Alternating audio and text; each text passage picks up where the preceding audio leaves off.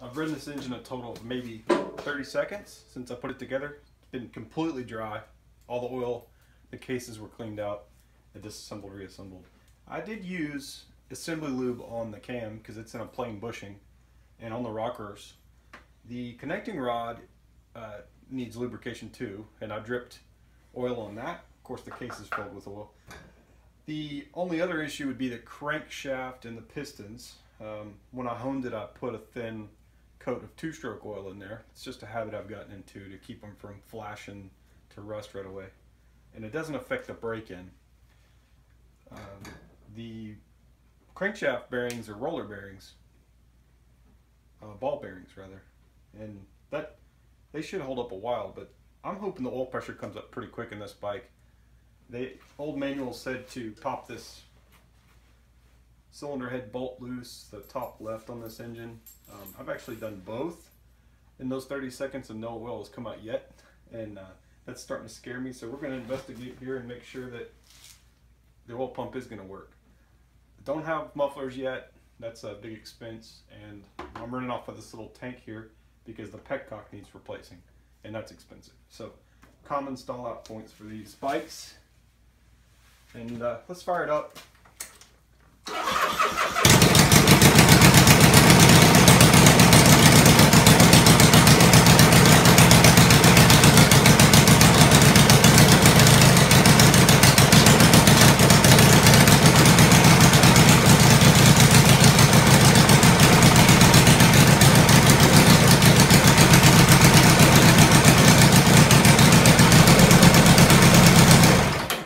As long as I'm comfortable running it.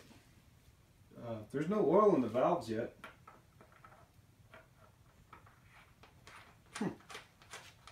Let's start out troubleshooting with the simplest thing. There's oil in the bike, it's full. Let's pull this oil filter cover off and make sure that it's lined up correctly. There's two holes in there. I'll show you in just a second, and they've got to be in the right location in the case to allow the oil to go through. Here are the two holes that I'm describing, this one and this one. When you look at the bike, there's a hole here and here, so almost 12 o'clock, let's say 11 o'clock, and then almost 3 o'clock. And then these holes are going the same way. That's the way we took it off, so let's go to the next thing. There's a little oil in the cover, but not much. So let's check this oil filter. There's a Phillips head screw in there. And we'll just stick a magnet in there and grab the screw. A little bit of oil on there, that's a good sign. Here's my puller.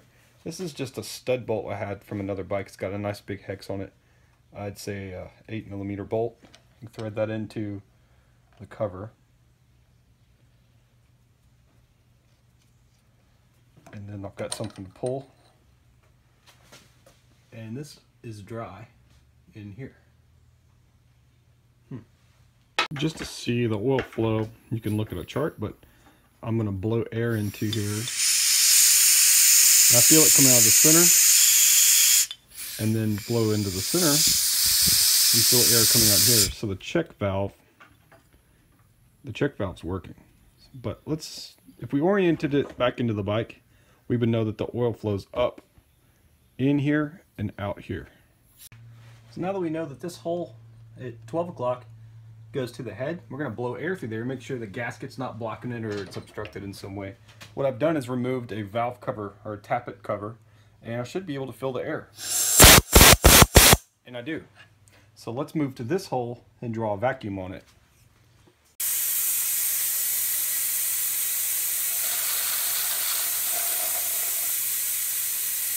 Pull in a solid stream of oil.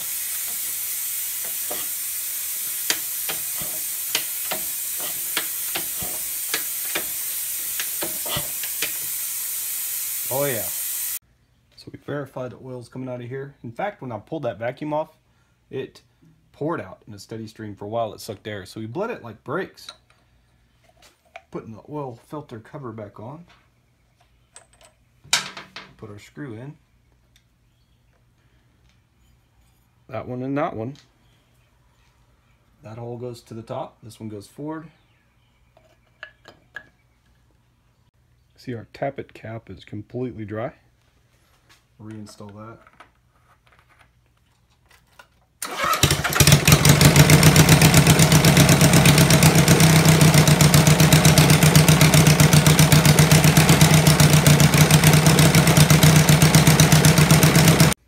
So it ran for 2 minutes and still no oil's come out of this cylinder stud bolt. So let's check our cap again.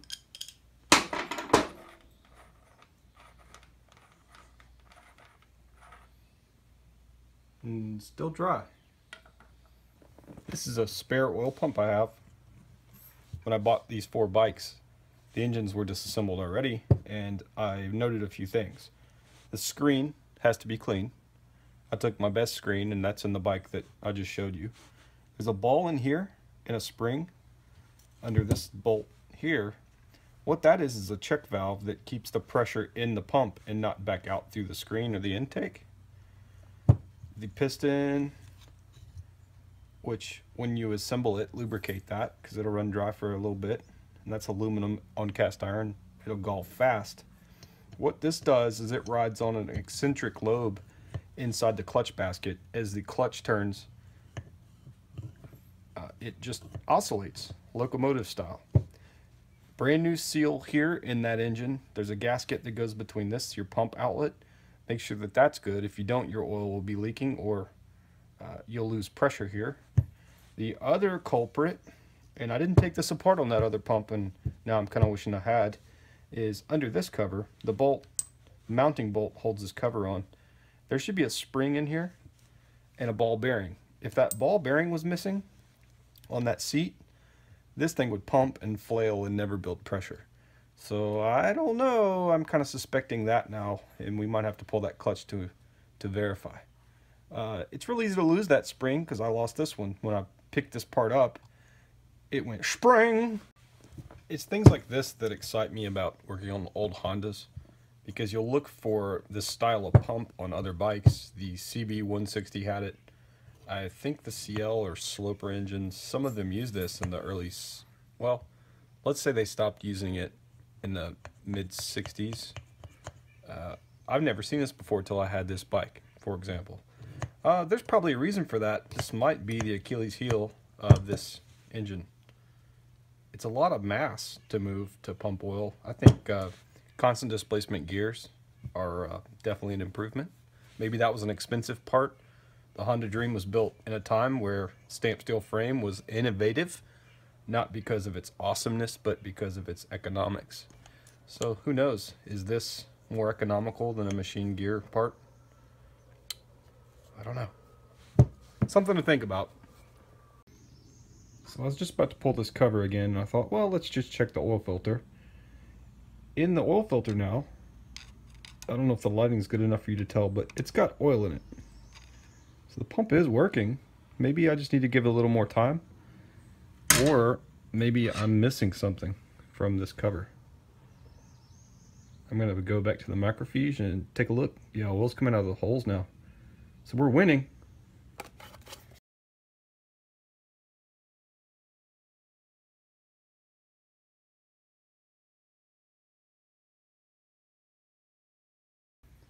It's worth looking at the microfiche if you ever get stumped, just to eliminate any doubt. It is confidence building that there's oil in the oil pump filter now, so maybe we just need to run it a little bit longer. I've got the valve cap here in my hand. I'm going to keep my hand near the key in case oil does start flying out of here. I can turn it off fast. So let's give this thing an oil enema. Next engine I build, I'm going to do this before I even start it, because it took about 2 to 3 minutes before oil came into the filter after I got the oil pump primed. Then I ran it 2 or 3 minutes, and there's still not oil in the cylinder head, recognizable oil. So what we've done is got some tubing here. This is actually a spray tube off of that great stuff. It fits in that hole perfectly. Then another piece of vinyl, a gear oil cap. We're going to thread that on to this 1040. And let's put some oil up into the cylinder head. So we're squeezing this bottle as hard as I can. Alright, that should be sufficient. let's pull this out and throw the plug back in as fast as we can. Let's see. Make sure we got our holes lined up. Oh, she's...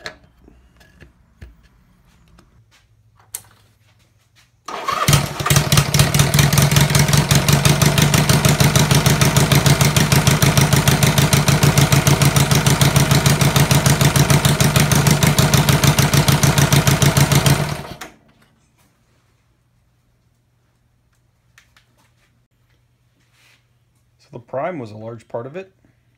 Here is the intake hole. Let's turn the motor over. I've just got my hand on the kickstarter here. You gotta turn it just a little. And you can see that that hole is leaping oil. Or squirting. So we know the oil pump's good. So that finally did it. Putting the oil in there with that hose.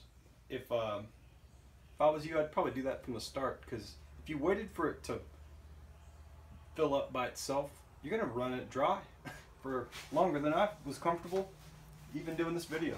So I hope that helps, and good luck with your bike, and thanks for watching.